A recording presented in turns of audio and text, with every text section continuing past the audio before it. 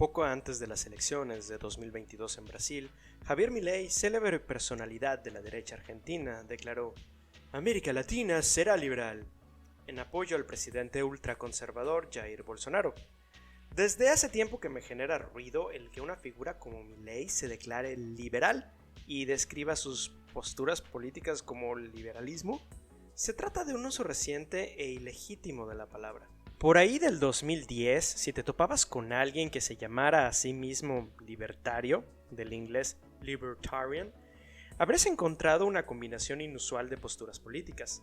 Estaría a favor del capitalismo de libre mercado, por supuesto, y en contra de regulaciones gubernamentales sobre las empresas, así como en contra de los impuestos, los programas de asistencia social y los servicios de salud y educación en manos del Estado, es decir, posturas típicamente conservadoras.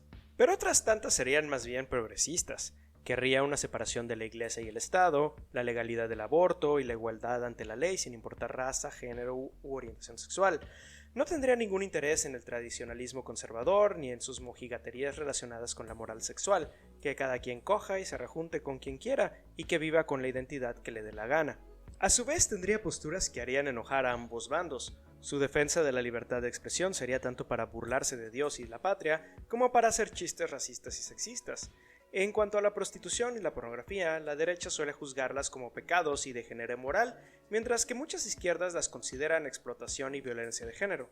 Para un libertariano estarían bien y bonitas. Por último, estaría a favor tanto de la posesión de armas como de la de drogas. Todas estas posturas estarían sostenidas en lo que el libertarianismo entiende por libertad individual sin restricciones más que la libertad individual de los otros. Hoy en día no es esto lo que te topas cuando encuentras a individuos autoproclamados libertarios en redes sociales.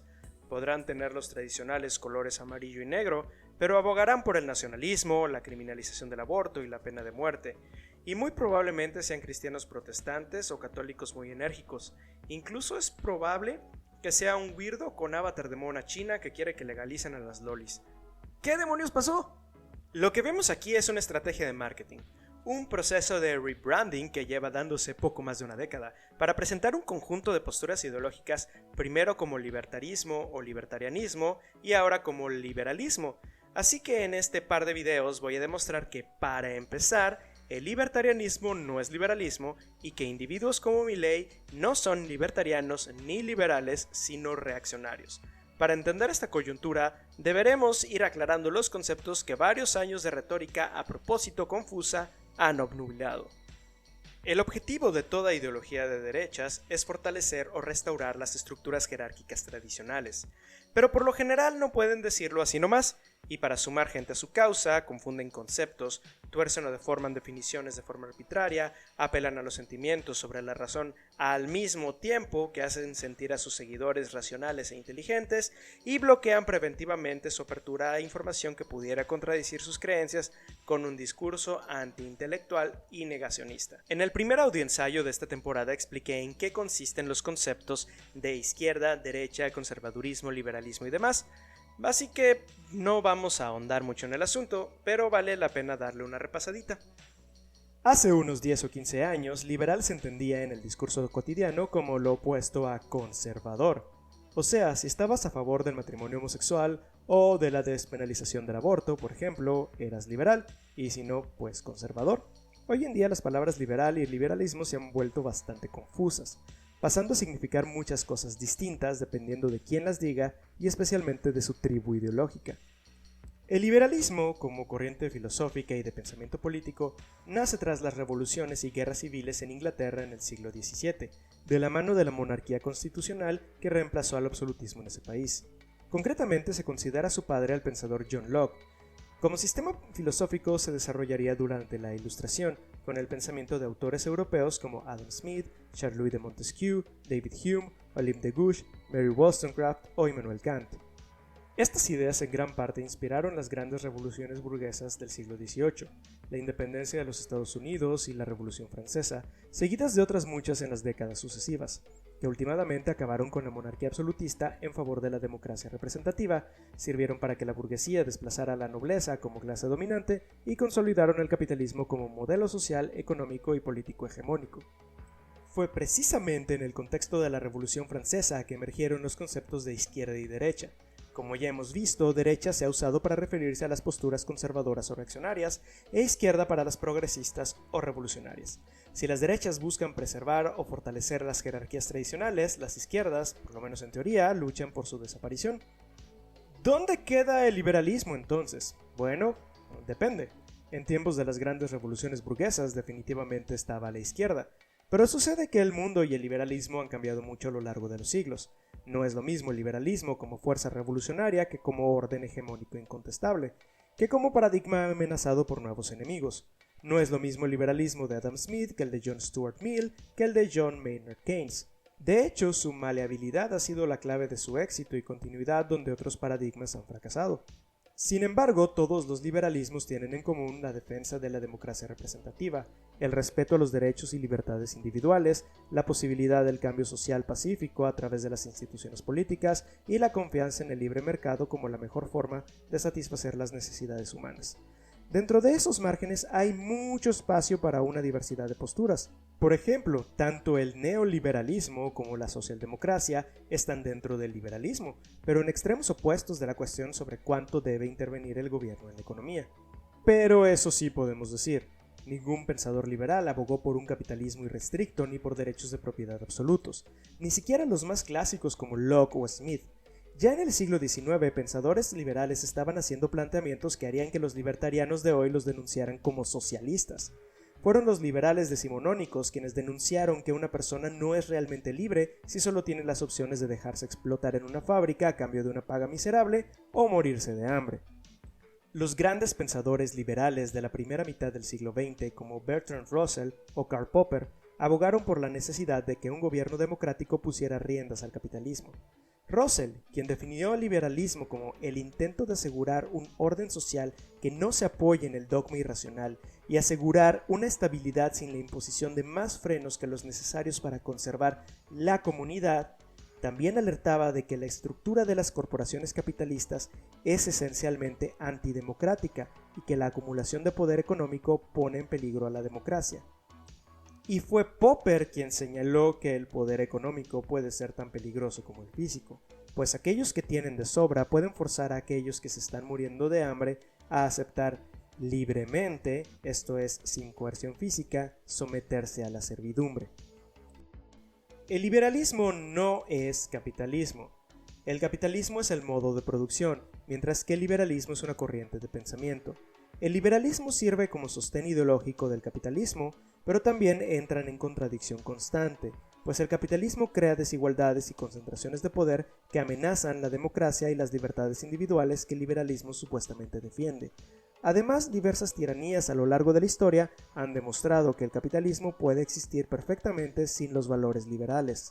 Hasta las primeras 2 décadas del siglo XX esto era evidente. Bajo las maravillas de la revolución industrial subyacían dinámicas de explotación, desigualdad económica y precariedad para grandes masas de trabajadores.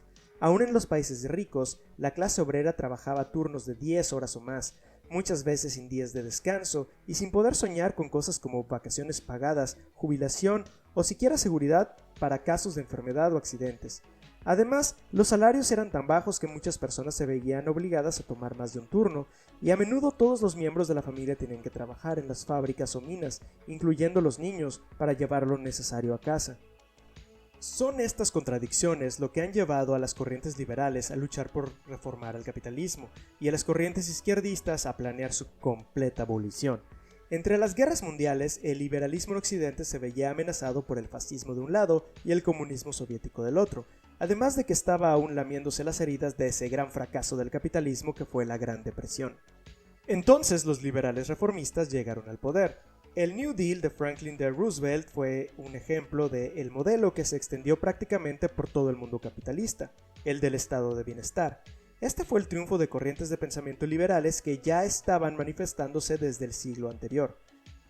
Seguía siendo capitalismo porque la propiedad de los medios de producción estaba en manos privadas, pero se le ponían ciertos límites al poder económico y se distribuía la riqueza a través de impuestos y servicios públicos.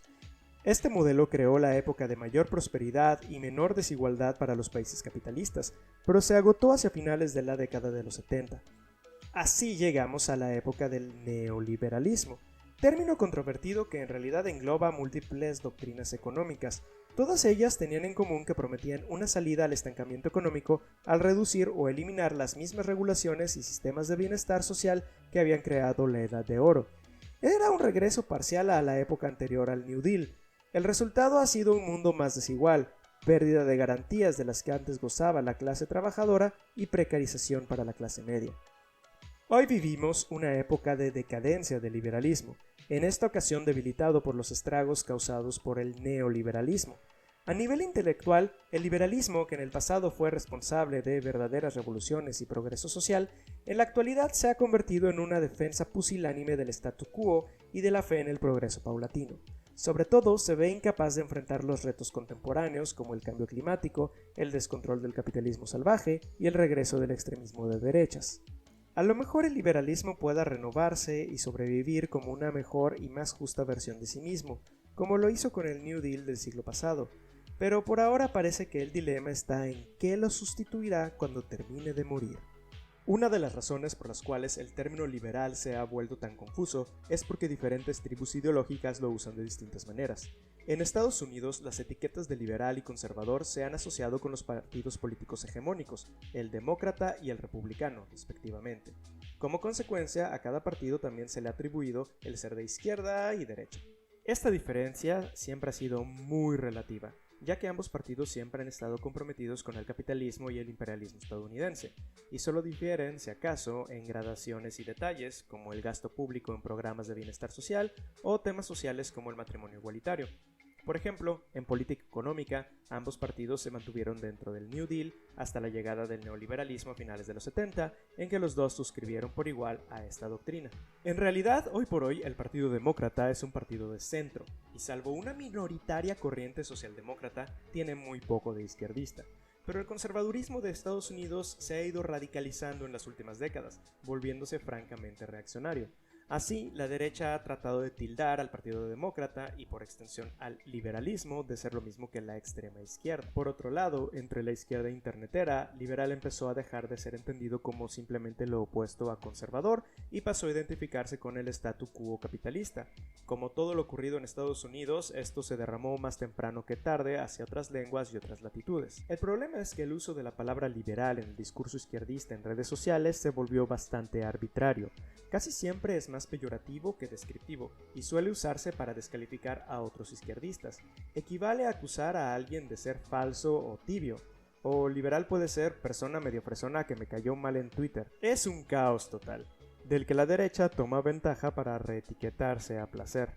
Por último, tenemos a los libertarios o libertarianos que se han apropiado de la etiqueta de liberales, y algunos conservadores con inclinaciones intelectualoides se han empezado a llamar a sí mismos liberales clásicos.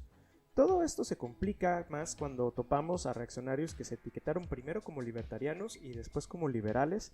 Esta apropiación es ilegítima y las personas de izquierda no deberían caer en el juego de equiparar al liberalismo con el libertarianismo. A ver, primero, originalmente el adjetivo libertario se refería al anarquismo, una ideología de izquierdas y anticapitalista.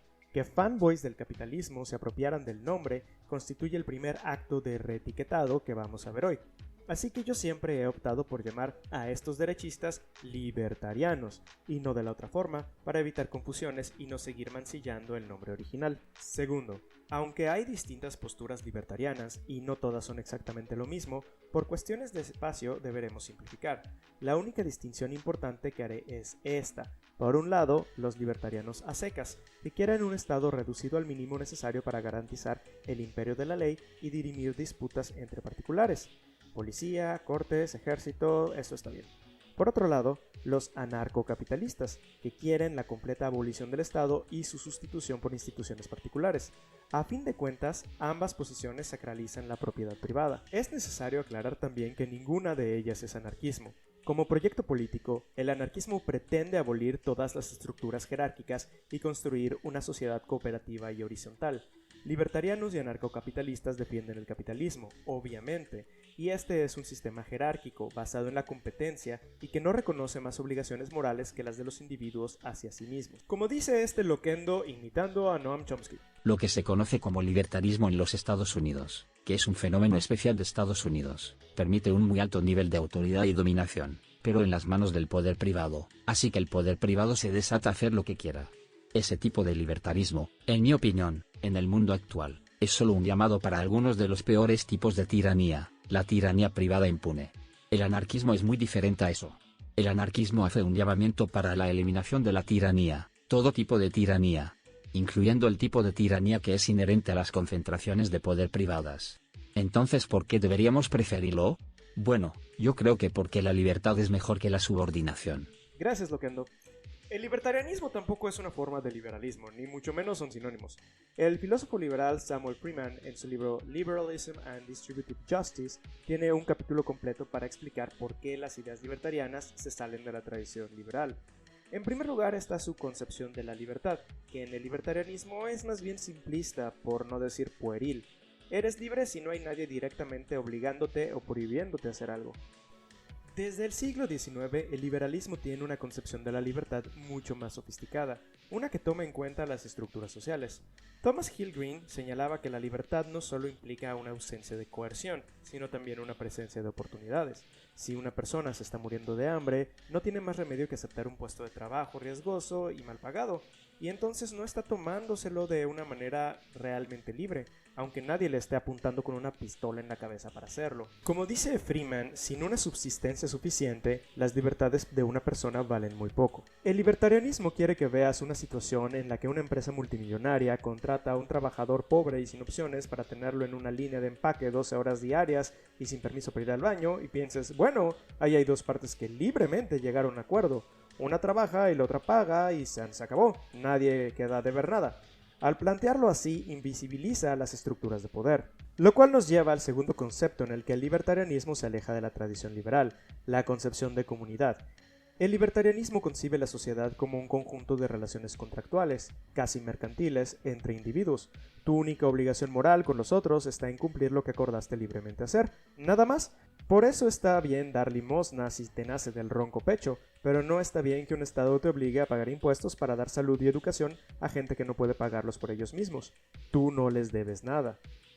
El liberalismo, y de hecho toda la tradición del pensamiento occidental, concibe a los individuos como miembros de comunidades, unidos por diferentes lazos, derechos y obligaciones. Cada uno de nosotros es, por lo menos en parte, producto de su comunidad, y no solamente de sí mismo. Nuestros éxitos e infortunios en la vida no son exclusivamente nuestros, sino de múltiples circunstancias fuera de nuestro control. El individuo tiene obligaciones morales con la comunidad y viceversa. El liberalismo exalta los derechos individuales, es cierto, y rechaza la noción de que el individuo es sacrificable por el bien de la comunidad, o que su valor es reducible a su función social. El individuo tiene valor en sí mismo, pero no por eso deja de ser parte de algo más grande. Podríamos decir que el liberalismo, por lo menos en principio, busca el equilibrio entre las necesidades del individuo y las de la comunidad, mientras el libertarianismo ni siquiera reconoce a la comunidad como un ente con existencia real, menos aún con derechos y obligaciones. Finalmente, esto nos lleva a la concepción liberal de los derechos humanos. Para el liberalismo, los seres humanos tienen derechos inalienables en virtud de que lo son. Esta noción se expresó por primera vez con claridad en la Declaración de los Derechos del Hombre y el Ciudadano en el contexto de la Revolución Francesa. Para el liberalismo, los derechos humanos se reconocen para garantizar una buena vida y una digna vida a cada individuo. Conforme ha evolucionado a lo largo del tiempo, dentro del marco liberal se han reconocido más y más derechos. Para el libertarianismo existen solo tres derechos: vida, libertad y propiedad. Los primeros dos son entendidos en sentido negativo. Tienes derecho a que no te maten, pero nadie está obligado a salvarte la vida si estás muriendo de cáncer y no te alcanza para pagar el tratamiento. El tercero, el derecho a la propiedad, es el más importante. Es más, hay teóricos libertarianos que declaran que los otros dos derechos emanan de la propiedad. Tienes derecho a defender tu vida y hacer contigo lo que tú quieras porque eres propietario de ti mismo. Parece un simple juego de semántica, pero es una diferencia conceptual abismal entre creer que por ser humano mereces una vida digna o creer que vales solo para ti por ser propiedad de ti mismo. Lo primero implica que hay una responsabilidad de la comunidad para asegurar que cada individuo tenga un mínimo necesario para poder hacerse una buena vida. Lo segundo implica que tú eres tu propio chingado problema. como dice esta loquenda citando a Freeman. Un principio básico del alto liberalismo es que todos los ciudadanos, por cuestión de justicia y derecho, deben tener una porción de los bienes materiales para que puedan ser independientes, capaces de gobernar y controlar sus propias vidas, y aprovechar sus libertades básicas y oportunidades justas. El libertarianismo ignora cómo el ejercicio absolutista de los derechos de propiedad por parte de unos puede anular las libertades de otros. La acumulación de recursos o la destrucción del medio ambiente por parte de una minoría afecta la libertad del resto a acceder a lo necesario para tener una buena vida. La visión libertariana simplemente se encoge de hombros ante esto, pues equipara el ser libre de armar orgías pansexuales en tu casa con ser libre para operar una mina a cielo abierto que contamine las aguas y suelos de una región entera durante décadas. Con concepciones tan simplistas de la libertad y la comunidad, y con una idea tan absolutista de la propiedad, el libertarianismo termina invisibilizando todas las formas en las que unos individuos y grupos ejercen poder sobre otros y coartan sus libertades. Todas salvo el Estado, al que rechazan. Todas esas otras relaciones desiguales de poder las hace pasar como intercambios voluntarios entre individuos libres, legitimándolas y naturalizándolas. Aunque el libertarianismo rechaza muchas de las mojigaterías del conservadurismo, termina siendo más que compatible con él, porque ofrece una nueva formulación para el mismo objetivo de todas las ideologías de derechas: legitimar y fortalecer un sistema jerárquico. Los libertarianos insisten en que su ideología no se trata nada más de favorecer millonarios, sino de defender la libertad individual. El problema es que, se den cuenta o no, la forma en la que conciben la libertad individual favorece en los hechos a quienes ya tienen grandes riquezas. Libertad termina equivaliendo a la facultad de que quien tiene poder y privilegios puede ejercerlos sin restricciones. No por nada los multimillonarios apoyan y patrocinan movimientos libertarianos en América Latina. Si algo hemos aprendido en la historia y en la vida es que los ricos y poderosos no aman el libre mercado como principio en sí mismo, sino en cuanto se traduce en políticas que les favorecen. Cuando el panorama lo amerita, procurarán obtener subsidios, concesiones, rescates financieros y otras interferencias a su favor. Para ser justos, los libertarianos se oponen a estas corruptelas. Es más, sostienen que quitando a los gobiernos la facultad de intervenir injustamente en favor de una u otra megacorporación, el mercado realmente sería libre. Excepto que seguiría existiendo una enorme distancia entre quienes tienen el poder que les proporciona ser dueños de los medios de producción y todos los demás. Además, los libertarianos no están pidiendo un borrón y cuenta nueva en el que todos empecemos de cero y tengamos la oportunidad de hacer fortuna por nuestros propios méritos en un sistema de mercado 100% libre. Quieren libertarianismo en el mundo como es ahora, con las enormes desigualdades existentes, con las fortunas heredadas y acumuladas generacionalmente a base de siglos de explotación, colonialismo, violencia, monopolios, contubernios con el Estado y competencia desleal. Hoy por hoy, en una democracia liberal, las personas comunes y corrientes tienen al menos un poco de poder de decisión a través del voto o de la presión social, ante la empresa privada en la que el patrón gobierna como señor feudal y no tiene por qué considerar otra cosa que el lucro. El ciudadano común no tiene poder alguno. A esto se suele decir que cada quien tiene el poder de votar con su dinero, o que el mercado somos todos. Si no te parece ético lo que hace una empresa, simplemente no compres sus productos. Si no te gusta cómo te trata tu jefe, consigue otro trabajo. Si muchas personas piensan y actúan como tú, tales empresas se verán obligadas a cambiar o fracasarán. Todo muy bien, ¿no? Pues no, porque esto es de nuevo apelar a una visión pueril de la libertad e ignorar los factores estructurales y sistémicos. No todos tenemos las mismas opciones disponibles y ciertamente no todos tenemos la misma facultad de influir en el mercado. Tampoco es igual nuestra capacidad de influir en el Estado, pero por lo menos este puede servir como tope a los abusos del poder económico privado. Históricamente se ha demostrado que las regulaciones y reglamentos estatales pueden lograr lo que no se puede dejando todo a la oferta y la demanda, como mejorar las condiciones laborales, prohibir el uso de sustancias contaminantes o obligar a las corporaciones a cumplir estándares de seguridad. Por otro lado, 40 años de desregulaciones y privatizaciones, de reducir más y más las funciones del Estado, solo nos ha dejado un mundo con mayores desigualdades económicas, condiciones laborales subóptimas, precarización de la clase media, monopolios que dan pésimos servicios a cambio de absurdos precios y un desastre ecológico inminente. Independientemente de la utopía que esperan construir en el fondo de sus amarillos corazones, en los hechos, con las políticas y personajes a los que apoyan, lo único que los libertarianos logran es quitar frenos al poder privado, reducir o eliminar eliminar al Estado, pero preservar la propiedad privada de los medios de producción, daría como resultado un orden neofeudal en el que los más ricos gobiernen sobre sus posesiones y por extensión sus empleados como monarcas absolutos. Y de hecho, algunos dirían que ya estamos caminando hacia allá. Independientemente de lo que crea cualquier hijo de vecino que se las da de hombre culebra, de eso es de lo que se trata todo este asunto. Y algunos multimillonarios son bastante explícitos al respecto. Tanto los conservadores, los reaccionarios, los fascistas como los libertarianos acaban sosteniendo que existen individuos superiores y otros inferiores, y que el sistema justo es el que coloca a los superiores en la punta. El libertariano de redes sociales promedio está tan convencido de la superioridad esencial del millonario como el fiel súbdito del antiguo régimen lo estaba de la superioridad de la aristocracia.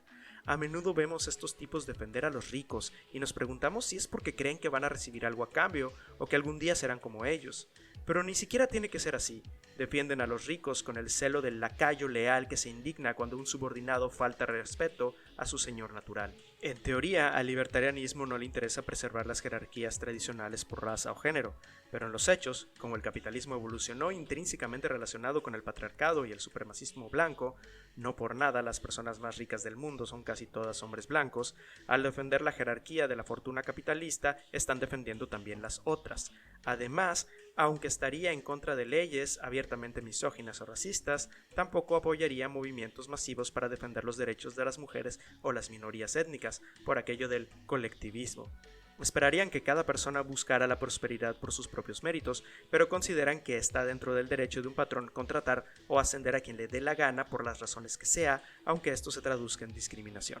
En conclusión, a lo que conducen las ideas del libertarianismo es a la legitimación y fortalecimiento de un sistema jerárquico en el que se quiten los pocos frenos y límites a quienes ya tienen poder y riquezas. De rebote, esto favorece también a las tradicionales jerarquías de género y raza. Es un nuevo argumento, una nueva formulación teórica a favor de las mismas desigualdades de siempre. Y es por eso que los reaccionarios decidieron apropiárselo. Hola, muchas gracias por escuchar. Esta ha sido una adaptación y actualización de un texto mío que publiqué hace algún tiempo. En esta primera entrada nos enfocamos en demostrar que el libertarianismo no es una forma de liberalismo. La próxima clase hablaremos de cómo lo que sí es una forma de ideología reaccionaria. Como podrán escuchar, ahora ya tengo un micrófono nuevo. He tenido algunas dificultades para aprenderlo a usar, pero creo que ha funcionado bastante bien. Esto debo agradecérselo a mis Patreons. Sin ellos no habría podido continuar con este proyecto y además seguir alimentando a mis hijos en el proceso. Si a ustedes les gustaría colaborar, pues estaría muy agradecido. Ahí están los enlaces. Nos veremos para la próxima.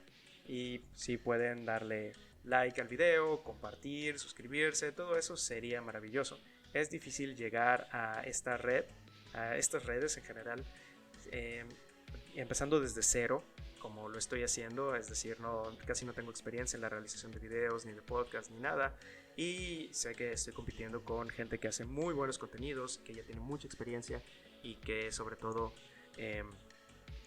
ya tiene mejor equipo y demás. Bueno, competir es una palabra muy fea, no diría competir, pero más bien estoy compartiendo este espacio y sé que la atención no da para ver todos estos videos, entonces, o escuchar todos estos podcasts en caso de que estén en Spotify. Entonces, les agradezco mucho su atención y pues procuro que mi punto fuerte sea los textos, ¿no? Aunque todavía la producción no esté muy buena, pero espero que con el apoyo de ustedes en un futuro pueda tener videos y podcasts mejor producidos. Muchas gracias, nos vemos hasta la próxima. Chao.